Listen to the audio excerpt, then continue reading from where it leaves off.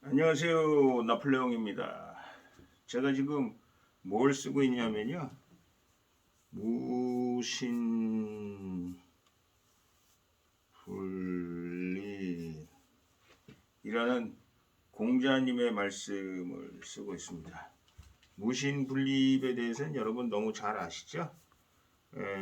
나라를 유지하는데 3대 요소가 있는데 나라를 유지하는 3대 요소 중에 하나가 군인과 식량과 결국은 국민의 신뢰다. 그런데 그 중에 하나가 없으면 뭐가 없으면 되겠냐? 그러니까 군인이 없어도 된다. 그 중에 하나가 더 불가피하게 없으면 뭐가 없으냐? 식량이 없어도 된다.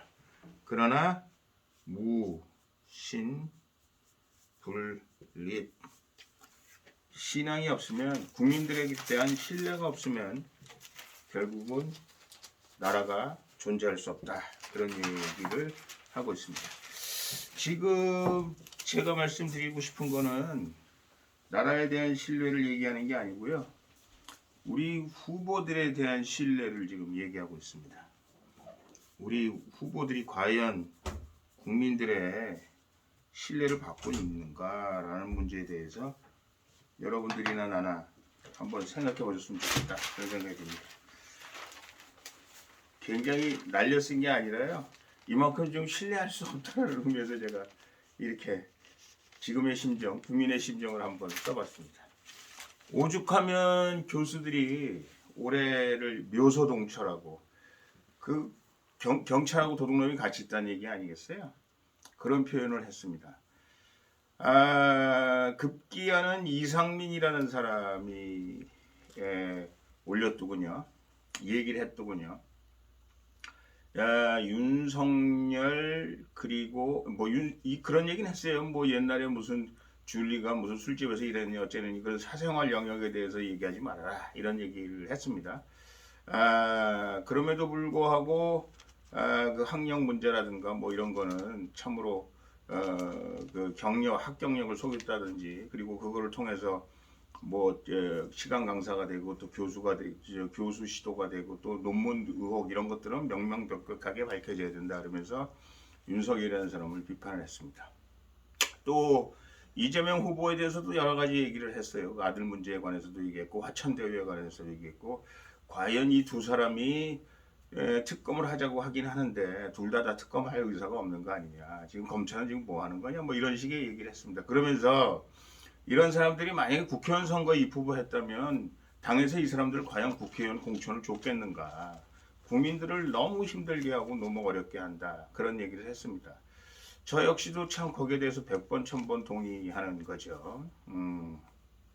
그래서 참 걱정이 많다. 도대체 이번 대선이 어디로 가야 되느냐. 여론조사에 보면은 뭐 두 분이 들쭉날쭉합니다. 어떤 여론조사는 윤석열이 앞서고 어떤 여론조사는 이재명이 앞서는데 더 중요한 거는 그 여론조사에서 네거티브가 누가 높으냐. 어느 여론조사는 윤석열 후보가 60%가 넘는 걸로 돼 있죠. 이재명 후보가 50%가 넘는 걸로 돼 있고요.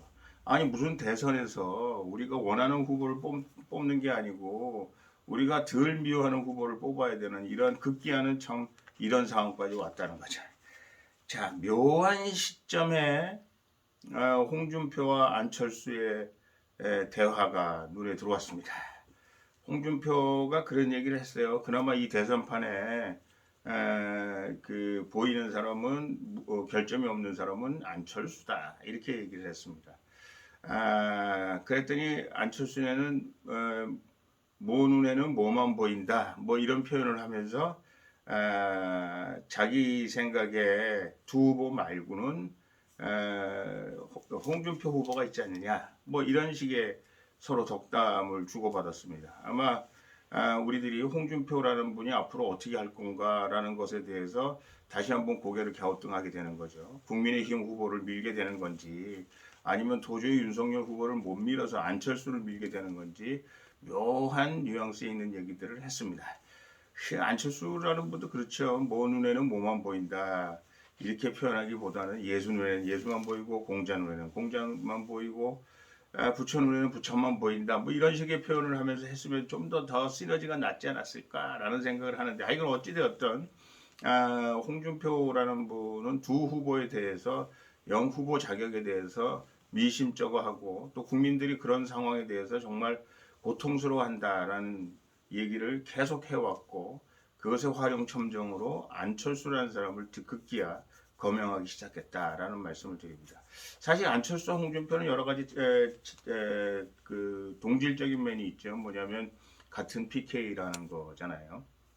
그리고 윤석열은 아들이 없습니다만은 지금 홍준표 그 아들, 딸 뭐 있는지 없는지 잘 모르겠습니다만 아들인지 딸인지 잘 모르겠습니다만 하여간 어쨌든 아직 문제가 불거진 건 없죠. 또 안철수는 그 딸이 뭐 스탠포드 대학 나오고 뭐 미국에서 지금 엄청난 그 업적을 내고 있는 그 안철수 딸이라고 지금 얘기가 되고 있어서 더더군다나 지금 막 그 이재명 후보 아들이 문제가 생겼을 때 이런 문제 이 두 분의 그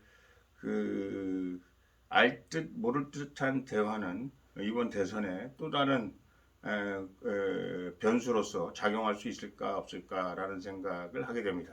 그러면서 그런 얘기를 했어요. 마른 장작 같다 안철수는 물에 적신 장작 같다 뭐 이런 얘기를 했죠. 서로 해석이 좀 다릅니다. 그 안철수는 이 적셔진 장작은 물론 맨 처음에 연기도 많이 나고 천천히 타긴 하지만 결국은 타게 되고 결국 활활 타오르는 시점이 있다. 뭐 이런 평가를 했고요. 또 제가 보기에는 그 적셔진 장작이라는 것은 결국은 우리가 원하는 시기에 제대로 타오르지 못할 가능성이 있다라는 의미에서 우리가 해석을 하는 것이 옳지 않은가라는 생각을 합니다. 다시 한번 생각하게 됩니다. 무신 분립이죠. 이 없으면 신앙이 없으면 우리는 할 수 없다. 그리고 나라가 존재할 수 없다. 그런데 지금 국민들은 누구를 뽑을지 몰라서 걱정하고 있습니다. 하는 말씀을 전해드립니다. 감사합니다.